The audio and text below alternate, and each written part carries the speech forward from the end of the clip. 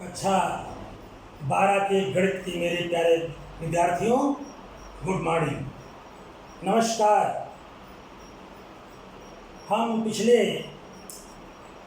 दिन में हमने जो है एपिसोड में चर्चा किया सारणिक के हिस्ट्री के बारे में, उत्पत्ति कहाँ से हुई, और कुछ एग्जाम्पल्स के द्वारा हमने सारणिक को निकालने का प्रयास किया।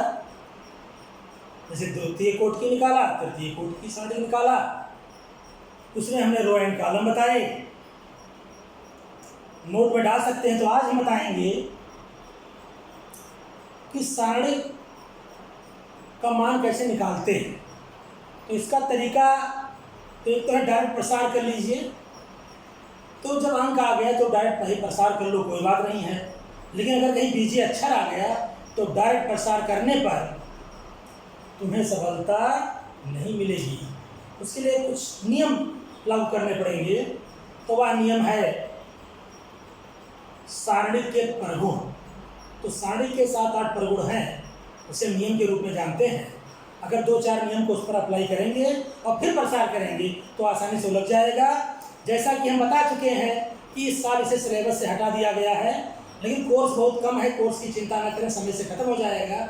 इसे इसलिए बताना चाहते हैं कि आगे इसका उपयोग है। और हो सकता है कहीं पुराना पेपर सेट अनुसार देखकर बनाए तो कोई ऐसा ना हो दे चूँकि बेहद इंपॉर्टेंट टॉपिक हुआ करता था। इसलिए हम चाहते हैं कि इसमें थोड़ा सा हम लेक्चर दे करके तब चले। बाकी कोर्स कोई ज़्यादा नहीं है और बाकी जो बचेगा हमें थोड़ा सा इनमें ऑनलाइन में कोई प्रॉब्लम भी नहीं होगी। और जैसे कलम वगैरह है वो तुम्हारा 44 से 50 नंबर का वही आएगा। तो उसको अगर हो सकता है मौका मिल जाए ऑफलाइन के लिए तो मज़ा आ जाए। जैसे अभी रोके हुए हैं। और कोर्स की चिंता न करें, हेडेक न पालें। 30% कोर्स फिनिश हो गया है।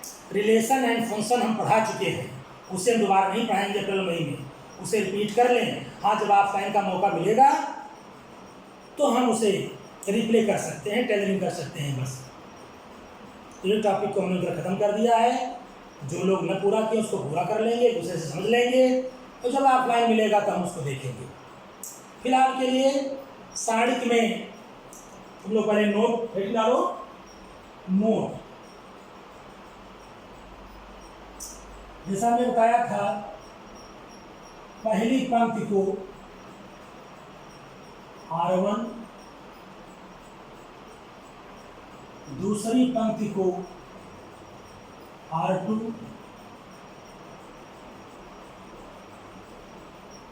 तीसरी पंक्ति को R3। इसी प्रकार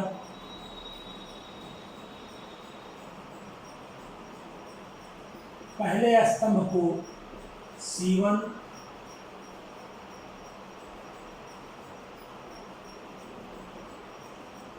दूसरे स्तंभ को C2 तथा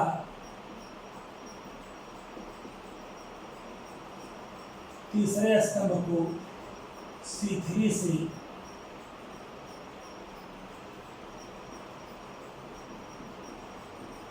निरूपित करते हैं।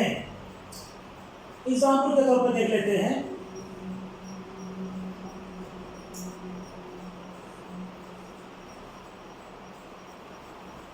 पेन धोखा दे रहा है भाई, थोड़ा सा झिटक लें, बहुत खिंचाव हुआ। लगता है साथ नहीं देगा क्या? A1 B1 C1, A2 B2 C2, A3 B3 C3 your सारणी। ये तुम्हारा ये पूरा पोर्शन ये हुआ R1, ये पड़ा पड़ा वाला हुआ R2, ये हुआ R3, और ये खड़े वाले ये पूरा ये हुआ C1, ये हुआ C2 और ये हुआ C3। इस तरीके से। इसके बाद में सारणी के चिन्ह, हेडिंग डालें सारणी के चिन्ह।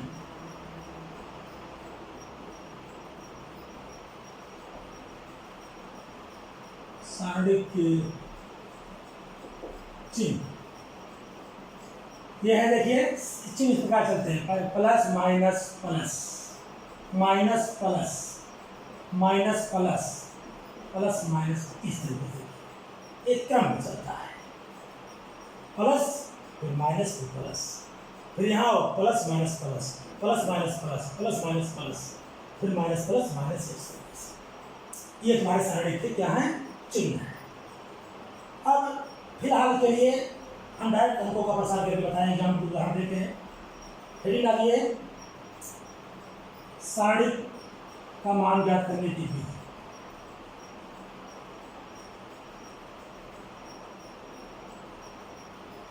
ज्ञात करने की विधि,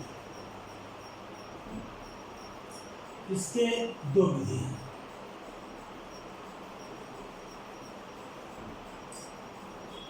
प्रथम पंक्ति के सापेक्ष प्रसार करने पर, दूसरा प्रथम स्तंभ के सापेक्ष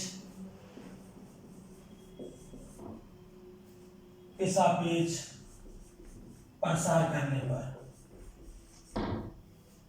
प्रसार प्रथम पंक्ति के फर्स्ट हेडिंग डालेंगे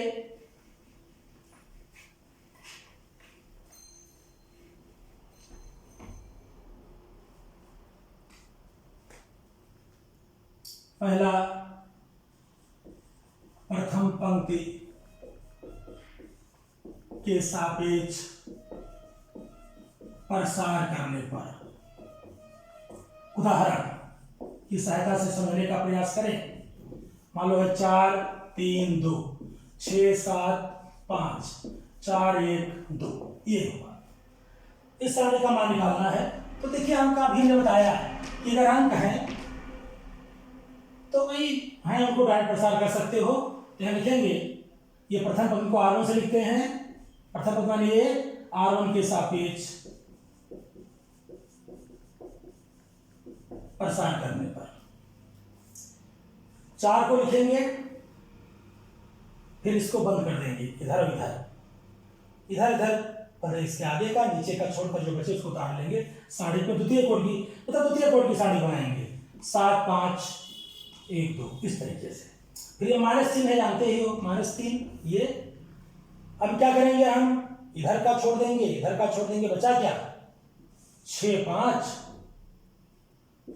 और 4 6। कैसे, इधर का अब इधर का छोड़ेंगे तो ये होगी बचेगा, फिर +2, ये इधर का इधर छोड़ेंगे 6 7 4 1, 6 7 4 1, और इसके बाद 4, जैसा हमने इधर बताया था। कैसे गुणा करेंगे इसको इधर से, तो 2 सत्ते 14 -5, फिर -3, इधर गुणा करेंगे 6 दूनी 12 और 5 चौका 20, फिर +2, 6 का 9 6 और 4 से 28। ये मतलब लिखा पूरा इधर से 7 दूनी 14 5 का 9 5, फिर -3, फिर 6 दूनी 12 5 चौका 20, फिर +2 6 का 9 6 4 से 28।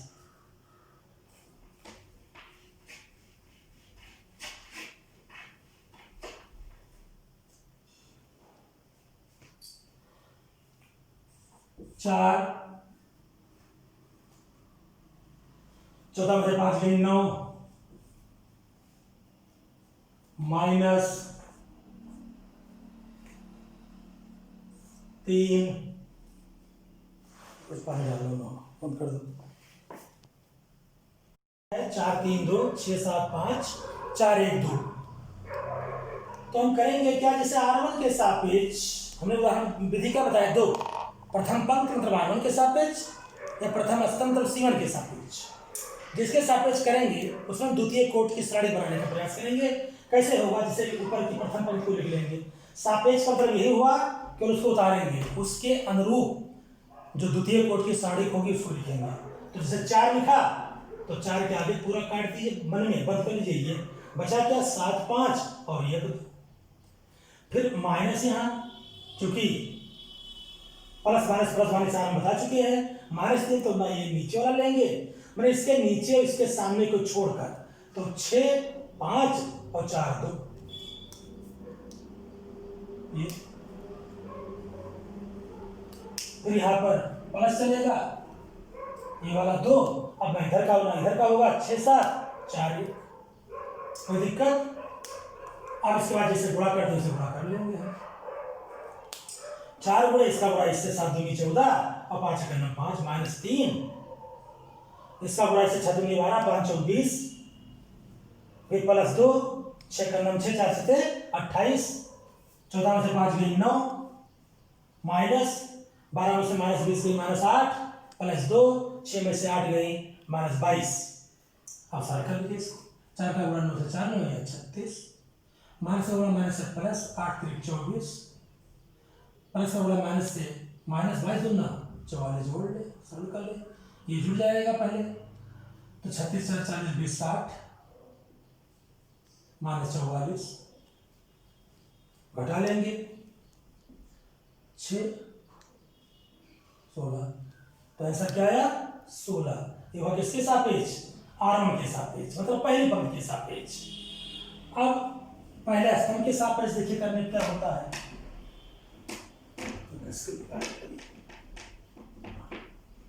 सामने जाते हैं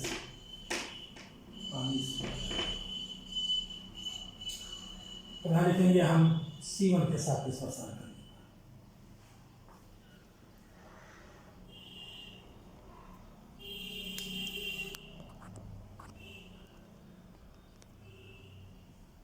C1 मतलब प्रथम स्तंभ, वही प्रक्रिया 4 इसके सामने इसके नीचे छोड़ करके द्वितीय कोण की सारणी यहाँ भी बनाएंगे,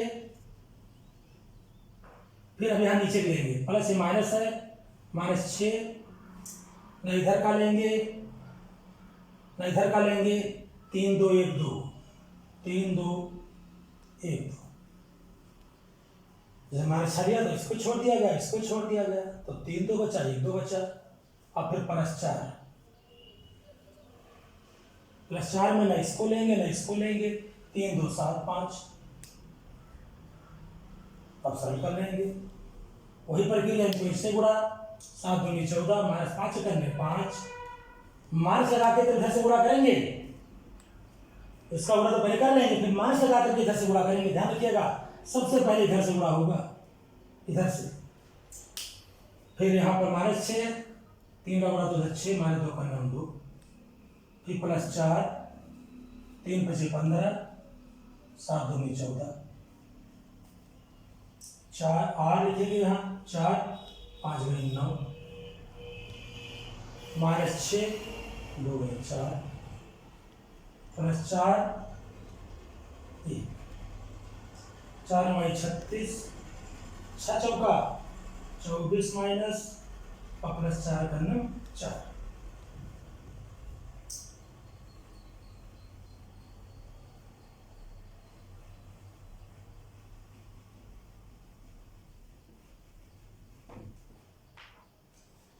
अब ये जुड़ जाएगा, 36 और 4 जुड़ेगा, 36 4 40 और फिर -24, नहीं क्या 16।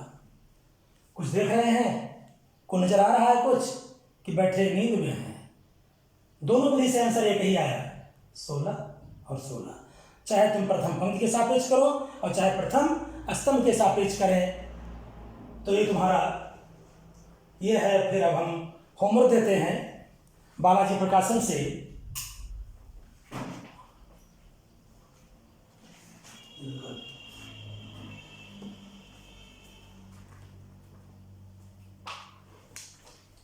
बालाजी प्रकाशन में सारणी खोलिएगा, सारणी 1 में प्रश्नावली, बालाजी की किताब हमें उम्मीद है सभी लोग ले लिए होंगे। उम्मीद नहीं बल्कि अपनी विश्वास है, क्योंकि मैथमेटिक्स बिना किताब के नहीं चल सकता। अगर किताबें नहीं व्यवस्थित किया तो ले लीजिएगा। प्रश्नावली यानी अभ्यास प्रश्न 15.1, पहला का पहला दूसरा लगाएंगे, दूसरा तीसरा लगाएंगे, यानी यहाँ पर तुम्हें हम 1 2 3 ये 5-6 सवाल लगा के तुम्हें लाने हैं और इससे हमको स्कैन करके दिखाओगे, तब हम अगला पार्ट तुम्हें बताएंगे सारणिक के परगुण कि बड़े बड़े अंक आ जाए 988, 999 इस तरीके से, तो उसको लिखकर गुणा करने तो भोर हो जाएगा। कंपटीशन की दृष्टि से भी इम्पोर्टेंट है, तो वो कैसे हम हल करें उसके लिए हमने बताया था सारणिक के परगुण जिसे नियम कहते हैं, तो उस नियम को हम अगले टाइम में बताएंगे। आज सिर्फ इतना सा। थैंक यू, नमस्कार, बहुत बहुत धन्यवाद।